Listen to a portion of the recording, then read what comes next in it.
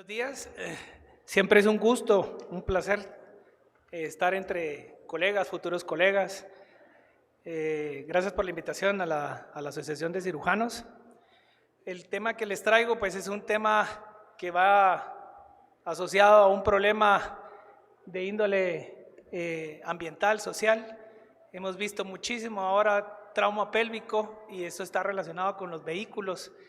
El aumento del parque vehicular de motocicletas nos ha traído muchos retos en el ámbito del trauma.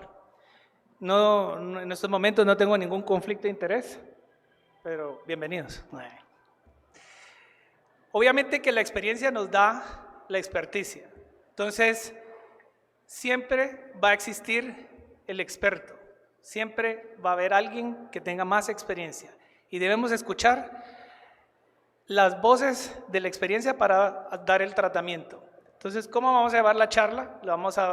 Primero vamos a definir qué es un trauma uretral, después vamos a ver la clasificación, diagnóstico y tratamiento, ¿sí? Y en este nos vamos a basar. La pelvis es un anillo que está conformado por huesos y también por ligamentos. Si nosotros vemos las estadísticas de países de primer mundo, podemos ver que lo relacionado al trauma viene siendo únicamente el 4% de las lesiones uretrales. Nosotros ahorita en el Seguro Social estamos llevando a cabo estudios de caracterización y estadística y podemos ver que ese 4% nosotros lo superamos con creces. ¿Cómo se da la lesión? Obviamente el paciente que se conduce en una motocicleta forma parte del chasis. Las lesiones usualmente cuando nosotros las vemos tienen más o menos movimientos de cizalla, o sea de aceleración y desaceleración. Si nosotros nos recordamos anatómicamente cómo está conformada el anillo pélvico, que es a través de los huesos inanimados, isquion, ilion, el pubis y el sacro, y sus interacciones con los ligamentos, que está el sacro espinoso, sacro tuberoso, los puborectales, entonces es muy fácil que nosotros nos demos cuenta que con movimientos de aceleración y desaceleración, el segmento que se encuentra fijo de la uretra, que usualmente es la uretra membranosa, hace este movimiento. Y al hacer este movimiento, sufre una lesión. Cuando sufre la lesión, viene el reto de la clasificación. Obviamente, entre las lesiones uretrales, existen también lesiones uretrales iatrogénicas, que también nosotros formamos parte de este tipo de lesiones, y las traumáticas, como nosotros habíamos dicho. Están las anteriores, que son muy raras, van más asociadas a traumas penetrantes, y las que les estaba mencionando, que son las lesiones posteriores.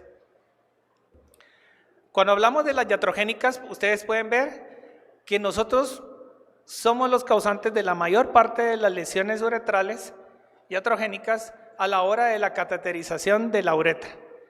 ¿Por qué razones? Malas técnicas de cateterización, no utilización de lubricantes adecuados o insuficientes, la selección de sondas que no son las necesarias para poder drenar y también la inexperiencia. Cuando vemos lo del trauma, vemos que estas son las que nosotros presentamos. Si se dan cuenta, los de trauma cerrado se encuentran los de accidentes vehiculares, que era lo que yo les quiero decir. Para el diagnóstico, usualmente la clínica es lo que nos va a dictar muchísimas veces que el paciente tiene una lesión uretral. La presentación en la emergencia usualmente va asociada con uretrorragia, que es muy distinto a hematuria, sangre del meato uretral, pero creo yo que la característica principal es la retención urinaria. ¿Sí? ¿Qué hacer? ¿Cómo hacer el diagnóstico? Lo principal es la caracterización y nosotros la podemos lograr a través de estudios radiológicos. Una uretrografía retrógrada de principio y una derivación es lo que nosotros nos dicta. Por razones de logística, es muy difícil que contemos con manos expertas en realizar estudios diagnósticos endoscópicos, como una cistoscopía, para poder hacer el diagnóstico. Entonces, la prioridad en estos momentos viene de la mano de las lesiones óseas y de la derivación de los pacientes. Como ustedes ven ahí en la imagen, se puede observar una lesión de la uretra posterior, claramente en la parte fija, que es la parte membranosa, que vuelvo a explicarles que es la que se encuentra dentro del anillo pélvico, y a la hora del movimiento de aceleración y desaceleración sufre la ruptura, y es ahí donde se puede ver la mayor parte de las lesiones. Pueden ser parciales o pueden ser totales. Pueden incluir el cuello, que viene siendo uno de los traumas más severos, y luego de que nosotros ya la caracterizamos, tenemos que clasificarla. Obviamente que pues es muy difícil que a nosotros se nos quede, si no estamos en el constante contacto con este tipo de traumas, la clasificación. Aquí se las dejo para que ustedes la tengan en cuenta. Usualmente nosotros con los muchachos lo que hacemos es que les tenemos unas tablitas para que ellos puedan, a través del estudio diagnóstico, poder clasificar la lesión uretral. Y obviamente que dependiendo del sitio y del mecanismo de acción, ya lo dividimos en la lesión anterior y posterior. Y es aquí donde empieza el reto, porque pues muy chilero hacer el diagnóstico, muy chilero derivarlo, pero ¿qué hacer? El tratamiento. Ojo, porque esto también va de la mano, pues obviamente con lo que nosotros nos dicta la universidad y la escuela y toda la educación médica continua, que es medicina basada en la evidencia. Y este ejercicio yo lo hago muchísimo con todos los muchachos. Y es, listo, veamos un buscador, veamos qué es lo que nos dice la literatura. Vamos a PubMed. ¿Qué es lo que nos dice PubMed? Ingresamos los datos en PubMed, ponemos lesiones uretrales, tratamientos, y pues si ustedes se dan cuenta, tenemos muchos estudios descriptivos, pero no tenemos un peso significativo estadístico como un metaanálisis o ensayos clínicos controlados para poder definir tratamientos. Y es aquí donde la voz de la experticia muchas veces viene a dar como las guías o las pautas para poder hacer el tratamiento. Si quieren hacer el ejercicio, pues ahí arriba se encuentran los buscadores, lo pueden hacer, y ahí está el número. Entonces, cuando nosotros vemos y hacemos el escrutinio de los estudios que son de peso estadístico y clínico, podemos ver que únicamente son 3. Entonces, son muy pocos. Y la razón de que sean muy pocos es que, como les dije en un principio, las lesiones de uretra en los países donde se genera la mayor parte de la literatura solo viene siendo el 4%. O sea, no. Y más bien, lo que yo quiero hacer con todos los presentes es que los quiero motivar, porque nosotros somos y podemos ser generadores de conocimiento. Siempre tenemos ese tabú o el paradigma, no, pues aquí no se puede hacer nada. Pero tenemos mucho material humano, y este es uno de los temas que nosotros podemos abordar. Porque en el mundo solo existen 3 lugares con un aumento exponencial del parque vehicular de motocicletas: la India, el sur de Asia y GT 502. ¿Sí?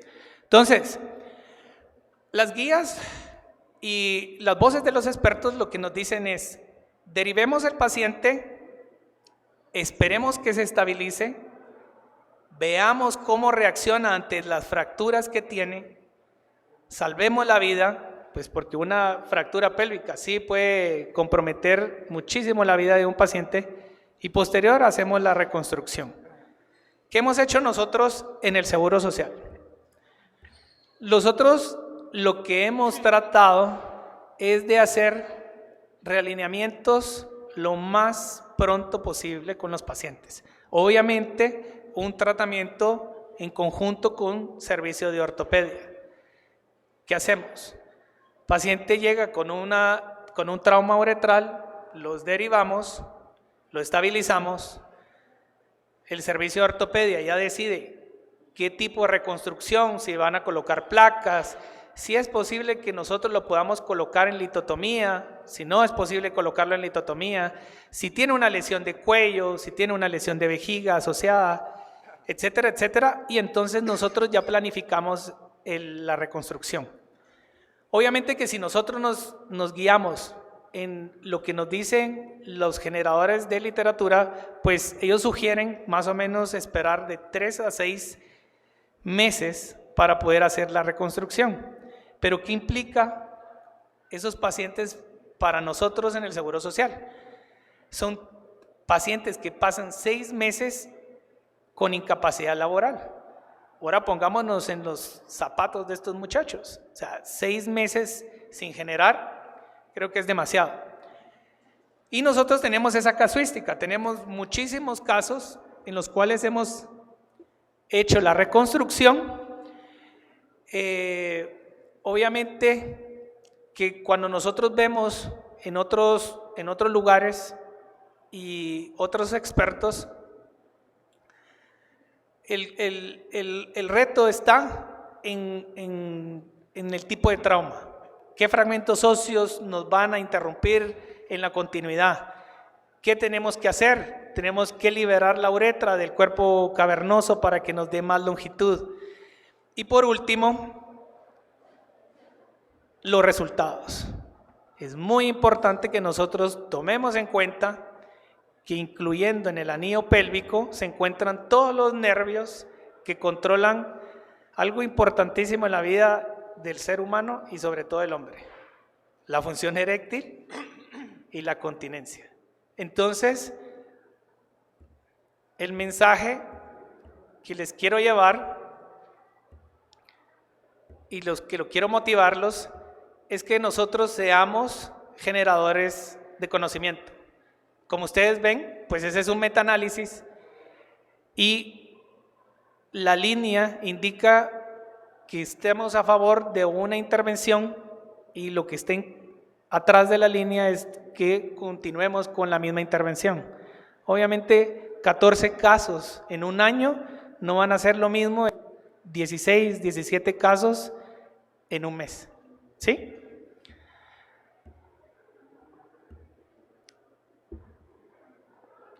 Dejamos las preguntas de último.